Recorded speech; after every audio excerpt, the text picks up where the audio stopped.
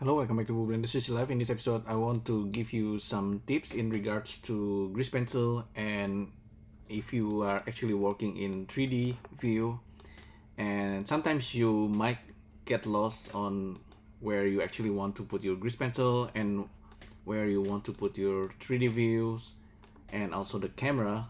So it's very easy to get lost on that. For example, if I Shift A and create grease pencil, blank, okay, and I'll start drawing, and I will actually switch to my Apple Pencil. Wait, let me increase the strength first and the radius, turn off this pressure sensitivity. Wait, yeah, I can start doodling. So if I'm by default, if I'm drawing and doodling, that stroke placement is going to be on the origin of the view, and then also the drawing plane is where the view is. Okay, so that's kind of important because later on, if we actually use a 3D cursor, and then if, for example, I snap my 3D cursor on the geometry, for example, so just now I place my 3D cursor on this plane, and now if I go back to drawing, I can specify, okay, draw and place my stroke on the placement of the 3D cursor, and then also the drawing plane is going to be the 3D cursor. So that's actually really important because now you can see the stroke placement. No matter where you are in the view, the stroke will align to the 3D cursor. Okay, so let me show you once again. Select the 3D cursor, and then if I click here and snap it on the geometry surface, and I start drawing again, now the stroke placement is actually aligned to that surface. Okay, so that's one thing to know. The second thing to know is that we actually, with Blender, there's an add-on called View, Stored View, and this comes with Blender, so you just need to activate it. Once you activate a stored view, you can take advantage of that from this view panel. Just move this up. Now you will have this ability to be in any 3D view, and you can save the position from the POV. So now I have this POV, and if I start to draw, go to draw mode and then start drawing, this time I place it on the origin and then also on the viewing plane, drawing plane. I can start doodling. If I ever get lost, I can always come back to that view and continue drawing. Okay, so that might be, I mean, like super basic 101, but let me delete everything now. Okay, and then I have a scene here. I use AI to draw this, just a beautiful lake view, and I can generate a couple, but I already created some, so I can just import it. Import images as planes. Go to the desktop view. I have few images here, and import images as planes. So I have a bunch of planes here, and let's say I want to doodle some things on this dreams image, you know, like the AI dreams this scene, right? And I have, because if the scene is like a dream sequence, this image is flat, but it's all over the place. It's like you're moving from one dream to another dream. so it's like floating. It's very easy to get lost, and then if you want to doodle on this, it could be really hard to do that, but I will give you some tips. Okay, let me save this as dreams. So first of all, you can align yourself into this guy using Shift 7. Shift 7 will give you this orthographic view where you are already aligned into that particular plane. Okay, and you probably want to go back to perspective after you do that. Okay, to prove the points. Yeah, now I'm aligned here and I can actually start doodling. My tip is that we can use 3D cursor as well and just orient this to the geometry. For example, I want to doodle here. I already align my 3D cursor on this guy,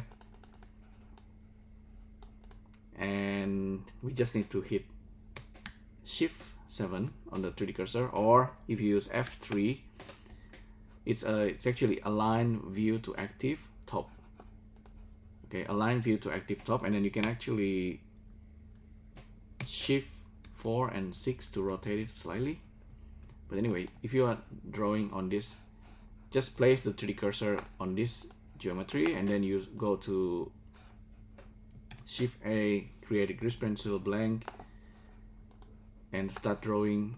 Increase the radius and strength, and I believe you can start drawing.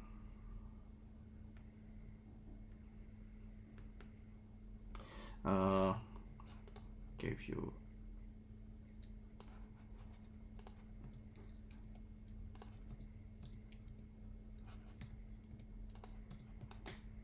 maybe actually draw something here.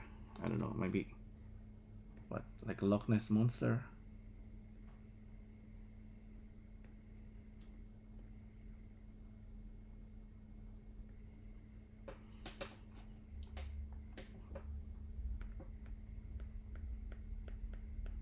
Right, you can do that quite easily. And then so we kind of lost here because we're in orthographic mode, but it's okay. So go back to 3D cursor, click on that guy, and also select this select this object, Shift 7. Now we are aligned to this object. We can select it. We can create a new grease pencil. Shift A, create grease pencil blank, and then start drawing again. So here, oh, okay, I'm still in 3D cursor mode. Switch to draw. So 3D cursor actually play very large functions with grease pencil, because sometimes you want to align things quickly. Okay. And if you have these objects and ever want to give some color, of course you can just go to the layer and the material, create a new material, create a new layer, and then with this new material, give it a color.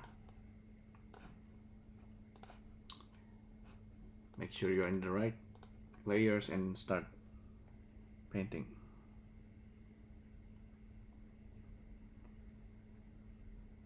Okay, so this layer needs to be underneath. Okay, so this is like a slower way to do stuff, but still it's kind of fun to be able to do this. Okay, so we have that kind of like a way to align things very quickly.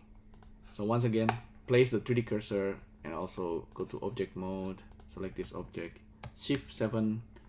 Now you're aligned there. Okay, maybe we might need to hide other objects. Just hit edge. If you ever actually want to have like depth change, so you have like perspective So yeah, with the 3D cursor, actually, with this view, and you can just Shift A, create a plane, and this plane by default is aligned to the world. We can change it to the view, and if it's aligned to the view, we can move it and orient it to, we can use local motions, just push it back or push it to the front. Okay, after you push it to the front, you can then use 3D cursor and then place it on this plane. You can hide the plane after. And now if we are using new grease pencil, blank, draw, the positions can be aligned to the 3D cursor and also to the orientation of 3D cursor. So the placement and orientations. Okay, remember that, placement and orientations. So now we are in this mode. No matter where you draw this, we have this parallax. It's really nice parallax, and we can move around. So we have that. If you have this camera close there, you can move things a little bit. The background moves a little bit slower than the front. So it's kind of nice. It's actually, you can actually create an empty and then parent grease pencil there, so you can move it back and forth. Let me show you. Create an empty. So empty is empty. We can align this to the 3D cursor as well, so it's nicely aligned. So we can now select our grease pencil, which is in a nice orientations, parent it to the empty. So now if we ever need to move this in the depth, we can use move and local. Okay, so that's hopefully useful. This one we can hide. So if it is like a dream scenes, so we have the grease pencil that's aligned properly to the plane. We can move to this guy, for example. Okay, if we have a camera, okay, we need to align this to this guy. We can also use the POV.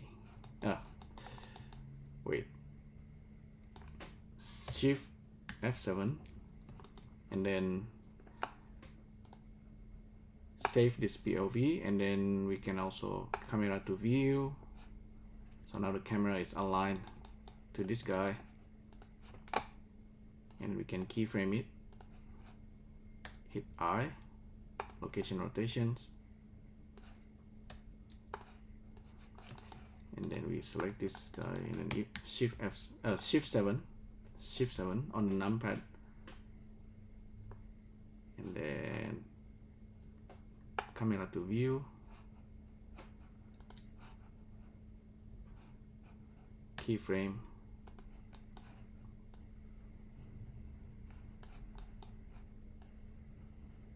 so if we look at the camera, we can align the camera properly and then reframe it.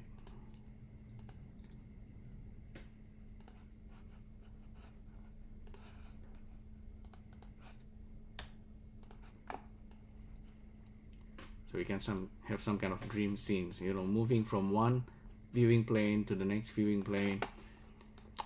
This kind of useful if you're not lost wherever you are in a 3D view. If you ever need to align it to anything, hopefully these tips can be useful. Okay, so yeah, when working with grease pencil, anyway, you want to be able to go to the view that you need, and then you snap it to that view, and then you want to have some kind of control in depth. So moving in or moving out, that's usually what you need. So yeah, it's basic 101, but hopefully this is useful for you and maybe for myself in the future. If I forgot something, I can always come back to this video.